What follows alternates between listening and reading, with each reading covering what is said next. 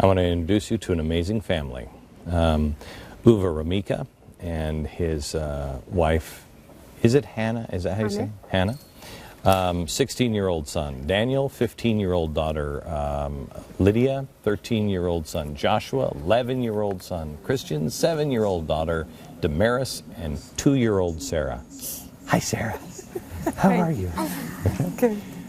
Welcome to Texas. Thank you. It's a different world here, at least for a while. Can you tell me why you are here, in your own words? Why are you in America?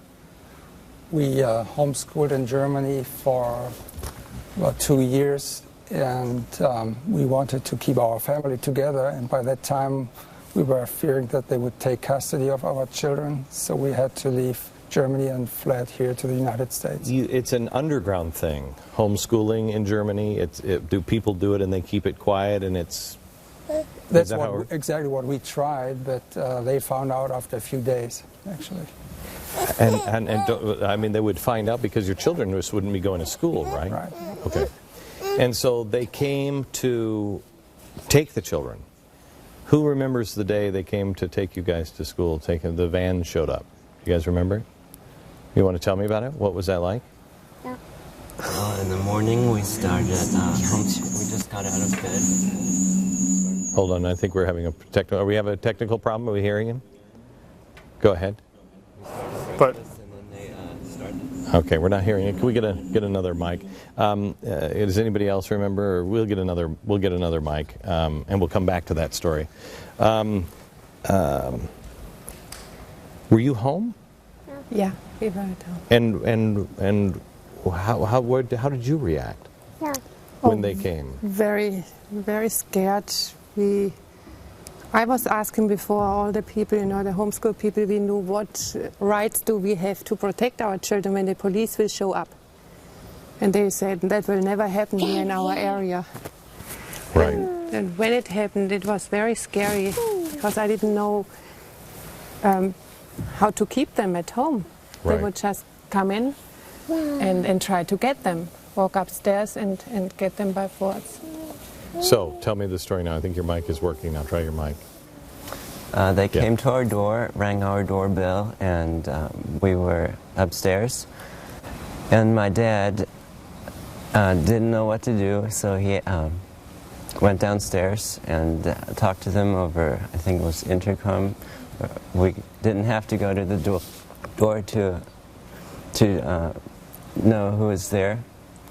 And so after a while, my dad opened the door and they came in, and after a few minutes of struggle and loud shouting, they took us in the police van. And did they actually go up the stairs or whatever? I mean, well, I tried to keep them from doing that, and actually I was able to bring the children down, and but since it was not fast enough, they started grabbing them and putting them into the van, and they were all crying when they were leaving then. Okay, so then the next day, your friends, you told all your homeschooling friends, right? And they all came and they surrounded your house, right? Or yes. Yeah. And then how did you get here? Then how did you come here? When was the decision made? We have to come to America. Well, it was after we learned that the school law in Germany changed so that the authorities could take custody of the children without having a court hearing. It just could show up any morning, and you never knew when there would be. This is crazy. And take away custody, right? Okay. Now, why do you want to homeschool?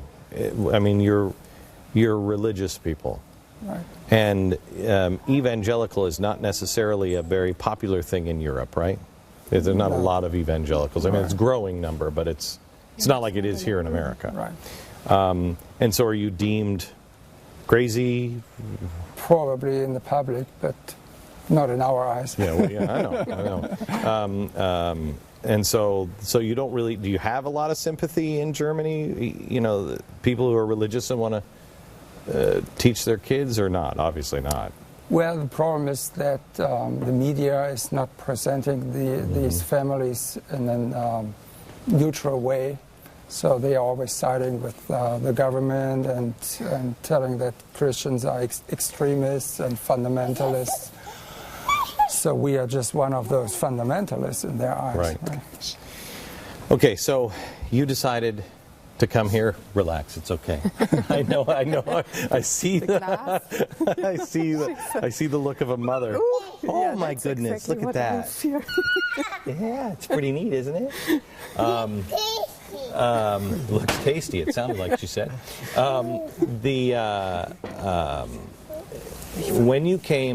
When you decided to come here, had to be a really huge deal. How did that happen? Well, of course, it took us about 2 years from the beginning of homeschooling to decide to completely leave the country and sell things at home so that we could finance the trip and the move and everything. But I think it was worthwhile because we knew here, at least that's what we were hoping for, we have the freedom to educate our children at home.